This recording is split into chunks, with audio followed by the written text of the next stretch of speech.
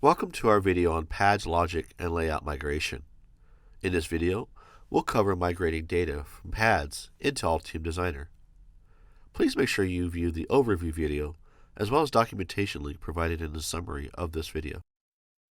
First, let's take a look at the files that will be needed in order to migrate over from pads into Altium Designer. Both the pads logic and the pads layout files require ASCII versions of those files in order to import into Altium Designer. So for pads logic schematics, you'll need the .txt files, and for the pads layout PCBs, we'll need the .asc files. If you're planning to migrate over the library files, you'll need the pads .p and .c files for the schematic libraries, and you do need both of those. And then for the footprint libraries or the decal libraries, you'll need the .d files. In order to generate the .txt and the .asc files, these are created in pads using file export. Also, it's important to note that we support versions 9.0 or earlier of pads logic and version 9.5 or earlier of pads layout. If you would like to export out the library files, this has to be done using the pads library manager. Now you would simply go to File, Library, and then what you need to do is set the filter for the desired library section. So if you're looking for your decal libraries, you would choose the .d files, and then you would need to select the items that you want to export. So for this instance, you would select the first item in the list, then make sure and shift select the last item so that you select all items in that particular list, and then click Export. Now this process does need to be done for each library type. So you would do this for the .ds, then you would also need to do this for the .p and .c for the schematic side. Now with pads imports, there are a couple of items that aren't 100% compatible. Altium doesn't support individual pin type connectors.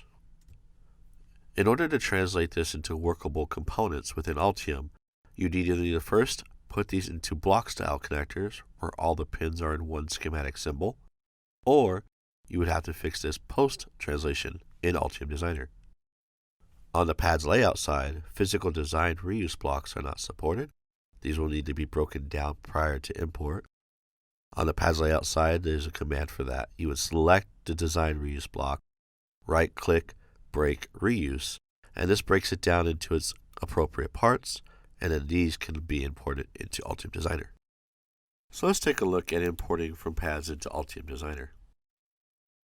First, we'll go ahead and open up the Import Wizard. This is done by going to File, Import Wizard. Now once the Import Wizard has loaded, we'll go ahead and click Next. Then, we'll go ahead and choose Pads in order to select this and start the import process. As you can see, there are examples of the library files and different schematic and PCB file types that are supported. So once this is selected, we click Next. Now here, we're going to go ahead and add the design files. So we click Add, and then we're going to go ahead and choose our ASCII file for our PCB. So now we'll click Add again in order to add the pads logic files by changing the file type and selecting the .txt file. After doing a little bit of analyzing, you'll note that the import wizard gets those loaded and ready for us. Now here, you can add library files if you choose to import them at the same time. You may also skip the previous step and go straight into here to import pads libraries. You're able to import libraries from pads independently of design files. For this example, we won't have any library files to import, so we'll click Next. Altium will go ahead and scan these files to prep for import. Now once it's done, you'll see that we have some options here, like generating some log files after the import process is done. We'll click Next. Also, there are a few options here that you can look at, but for the sake of this exercise, we'll accept the defaults and click Next. And then finally, we'll see the file structure once it's done importing and how the projects will look.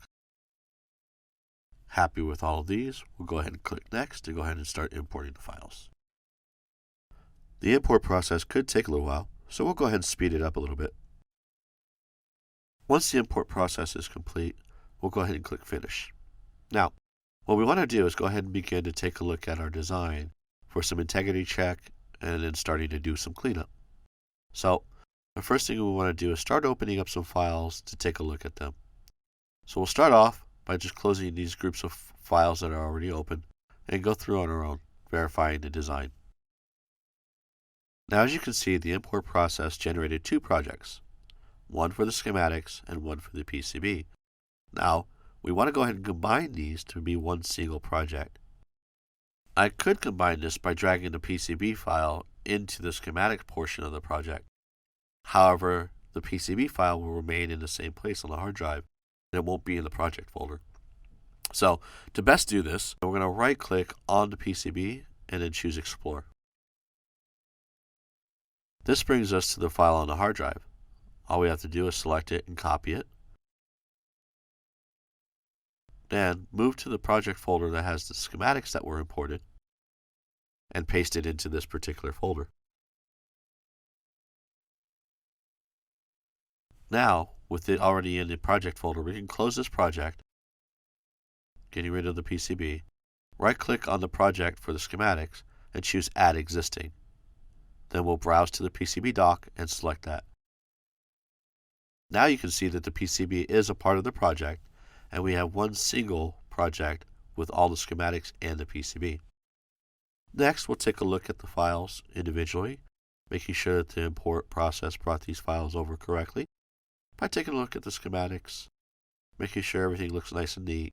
We'll also open up the PCB file, verifying that everything looks good here as well. When verifying the PCB, we also want to make sure that we know the net names are being displayed. This verifies that nets were propagated to the PCB correctly as well. Now, when the importer generates multiple projects as it did here, I can tell you that the PCB and the schematics aren't in sync. The way that synchronization is maintained between the schematics and PCBs is that when the components are added, they're given a unique ID, or a serial number of sorts, that are applied to the components when placed onto the schematic, and then when pushed over to the PCB, get that same serial number or unique ID. However, because we imported these files, that process didn't happen. So we're going to need to manually link up these components. This is done by going to the project menu and then component links.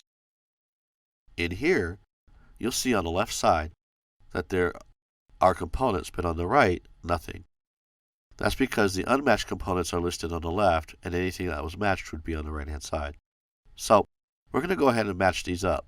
Now, one way to do that is by selecting C1 and then C1, and then pushing that over with the arrow. However, that would take us quite a while to do, depending on the number of components that you have in the design. So the easier method is to click Add Pairs Matched By, and leave the designator selected.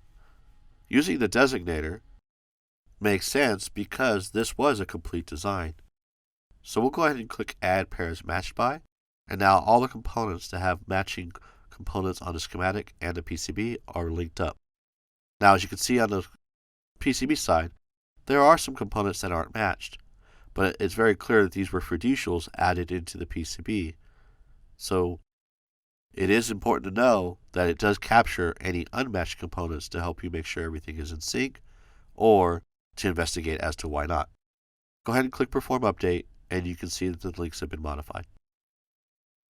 As we wrap this video, I do want to share a few more things to keep in mind as you wrap up and do a little bit of cleanup. First, we did take a look at the component links, making sure our design is in sync from schematic to PCB. This is critical, and of course, this is why we showed it. Also, make sure you take a look at the rules and that they are to your expectations. These are going to guide your design moving forward. Running the design rule check may be good as well to make sure that nothing was introduced to this new board after import.